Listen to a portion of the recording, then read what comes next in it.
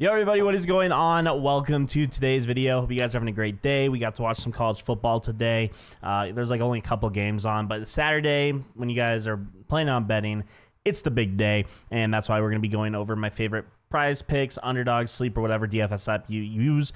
Picks I'm going to be going over today. I just wanted to say real quickly, guys, if you want to see these videos, I'm going to be posting daily, not only college football, but NFL and all that this season, and then once hockey's up, NHL, NBA, all the sports. So yeah, ton of fun. We're diving into it, and we crushed it last episode, and I have 3 picks for you guys today that I absolutely like, so we're going to go ahead and dive into it. I just want to real quickly say, guys, if you guys want to get the best possible lines, use code FROSTY on the Sleeper app. If you have not done so, you'll get 100% deposit. If you guys do that, you get the best odds. I use Sleeper personally. It's just I can't show it on my computer because there's not like a computer. You have to do it on your phone. So yeah, pretty simple, pretty easy. Use code FROSTY, you get 100% deposit match. But diving into this right now, I'm going to keep it short and simple today. We're going to go into our picks. So first off, the first pick we got is Donovan Edwards, and we actually are taking his over. It's currently set to 82.5 right here. So let me go ahead and pull up Donovan Edwards real quick because he's kind of controversial right now. I think right now, yeah, it's very popular to take his under 85.5. You guys take a look right here.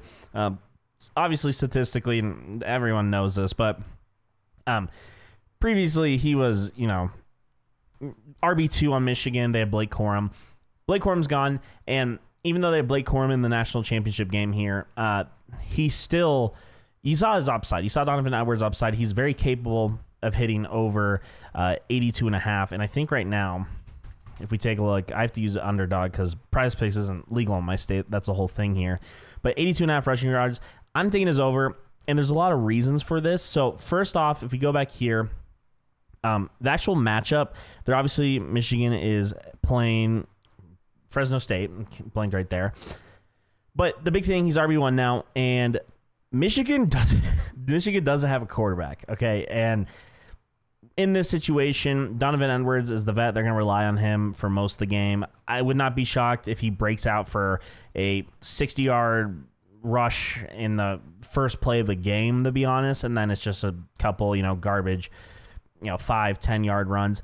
I think everyone's on his under, and I just don't see why. Michigan does not have a quarterback right now. And even last year, they really didn't have that much of a quarterback, and they just ran the ball. And now they literally don't have a quarterback, and they're running the ball. So here, a lot of times you can use previous data to help make a good guess on a bet.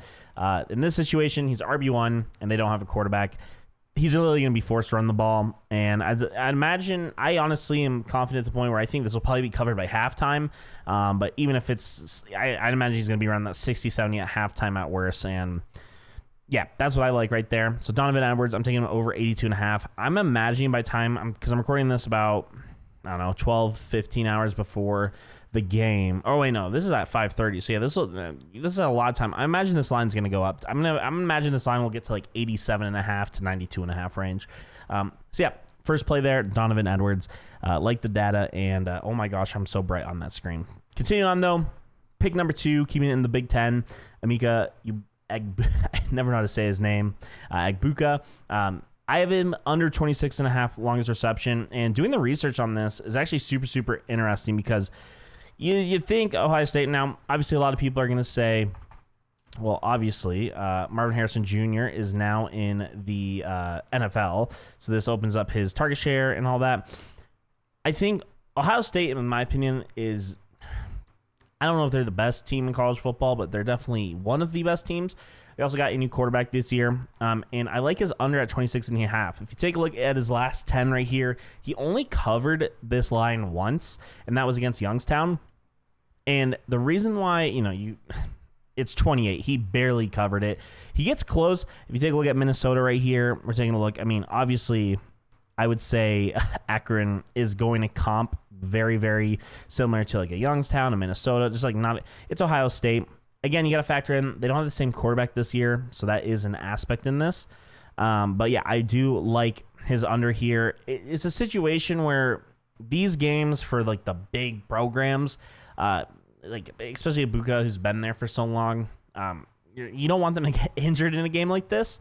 So, you might 20-yard gain or whatever, but you're not going to be having this guy run a marathon the whole game. So that's just my logic on it. I like the under here, just based on the data. This is where you can use the data. Granted, it was with a different quarterback, but yeah, this is how I'm looking at it. And in big games and in still some easier matchups, he never covered it really. So take from you want, but that's how we see it. And again, right here at Vuka, we got his longest reception being under 26.5. Good line there, with his highest really on the last 10 only being 28. So, yeah. And I guess, you could narrow it down to 2023, I guess, for some reason.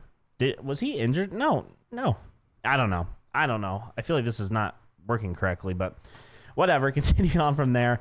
Finally, the last third play that I really like for Saturday's slate is Oscar Delp. This is I've seen this pick, and I'm kind of bandwagoning it because Oscar Delp, this makes the most sense in the world. Over 14.5 for his longest reception. The reason I like this play so much is because if we take a look right here, let me go ahead and pull up Oscar Delp. He is honestly, no Brock Bowers. They also lost McConkey. They lost a lot of players, okay? A lot of receiving threats. And Carson Beck is going to be basically kind of forced to throw. And if you take a look, I have it right here. I'll pull up right here. 14.5, this is for the under for some reason. He crushed the over on this multiple times. And when they played Florida State, Brock Bowers was absent. He covered it, 19. And that's the exact same type of team format layout we're going to be seeing. And he's covered it frequently with Brock Bowers being in his competition. Now he's tight end 1. So to me, Oscar Delp over 14.5 against Clemson, who, I think realistically, I think Georgia will probably win this 45-21. Let's be generous here. That's my line on it. I don't think Clemson will be competitive. I think Georgia is another powerhouse program. But Oscar Delp, they do want to get the reps, and so they will be focusing on getting him, targets and trying to get him these long receptions, which he already has done, but now he's tight end 1, and it's time for him to take that step, and covering 14.5 he should be able to do. And really the only times he didn't do it, if you take a look, it was against other solid SEC teams. Obviously they're diving into the ACC here with Clemson, but again, I'm not super high on Clemson, so that maybe is just me.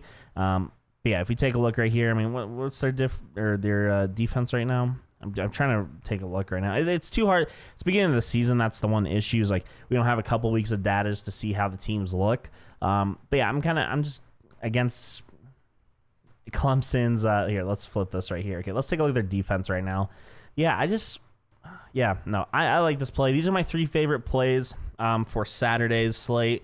I will go ahead and put out a slate. I think there's only one game Sunday, so I don't know if I'll probably put out a play for the USC and oh my gosh, who is it? I forget. USC LSU. I'll put out a video. But yeah, as of right now, these are the 3 plays I like. I recommend don't use underdog. I recommend sleeper or chalkboard. Those are normally where you get the best odds for most plays. Use code Frosty on both. You could get deposit matched on both of them, on chalkboard and on sleeper. So yeah, go ahead. On underdog, it's only 6 times for 3. So yeah, take it as you wish. Those are my 3 plays. Good luck, everyone. I hope you guys all have a great first college football weekend, and we'll see how these go because I'm really looking forward to it.